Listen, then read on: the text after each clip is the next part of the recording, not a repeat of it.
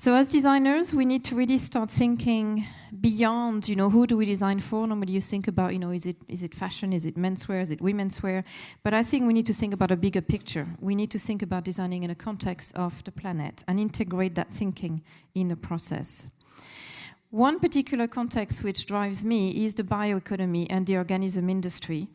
And the bioeconomy, we don't speak so much about it. We hear a lot about the circular economy, but the bioeconomy is defined as an economy which is a non-petroleum-based economy, so it relies on biomass, biological resources, but that includes innovative biotech.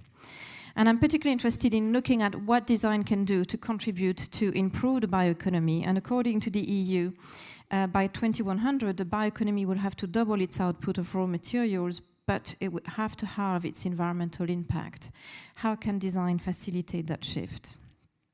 So the Design and Living Systems Lab at St. Martin's is really dedicated to look at biology and to really look at researching and references mode of fabrications that we find in nature, which can incorporate biological principles that are cyclic, solar, and local. And by exploring life-conducing principles inherent to biological systems, we can really navigate a whole new range of processes that changes the way we design. Instead of designing a product or a process, we might design an ecosystem. And this will change the way we actually look into future making. So how can we move away from the take, make, and dispose mode of production towards a much more restorative, regenerative design systems? How can we biologize the design brief? And here I reference Janine Benius on biomimicry. Can we design as nature, again, in a cyclic, solar, local? So if you look at these plants, not here, but a plant outdoor would be simply using local sunshine, local water, and local nutrients to keep growing and to produce matter. How can we actually embed these principles? I devised a framework for biology, which I originally used for the curation of the Alive New Design Frontiers exhibition in Paris in 2013 at the EDF Foundation. And the idea was to look at different ways to position working and designing in relation to nature. So nature as a model, as a co-worker, or as a hackable system. But what I want to discuss today is what is actually in the exhibition, in the Systems and Stuff exhibition, which is really based on the mycelium textiles project, where I'm really looking at how can we completely rethink how we make textiles. And first of all, therefore, look at how does nature make a textile-like material. This is a material which is made from a tree. It's the bark. If you peel off the bark of the Lagetta lageto tree, which is a tree that grows in Jamaica, you get what looks like a woven cloth, but actually this is the inner layer of a bark system.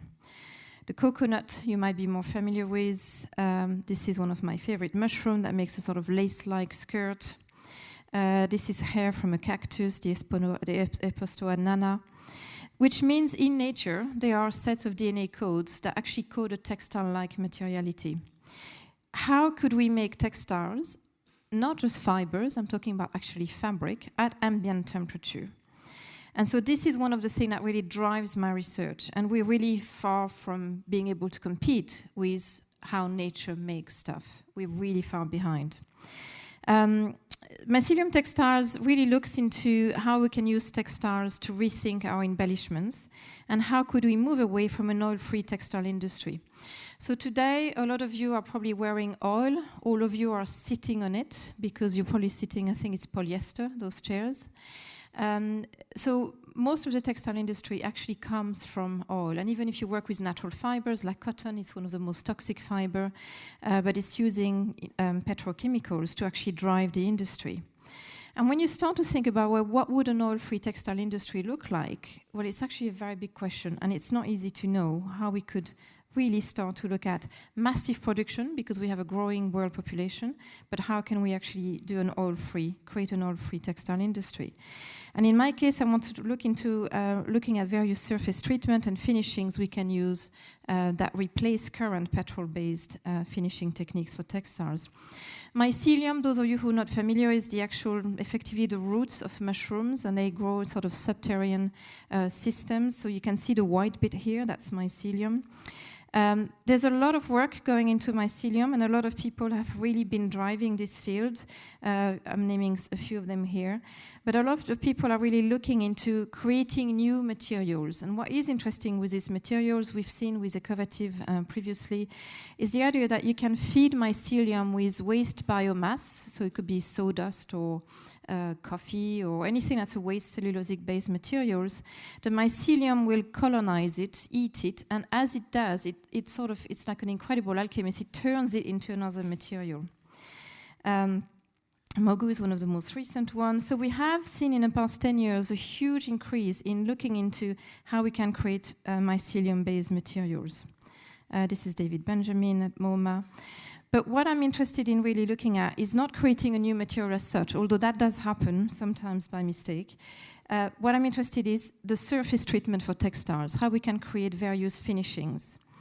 And looking at revisiting traditional techniques like pleating at ambient temperature instead of using heat, looking at powder coating, looking at revisiting the notion of embroidery, tie-dye, when we do that with a mycelium, that becomes a tie grow, or looking at bonding materials together using mycelium.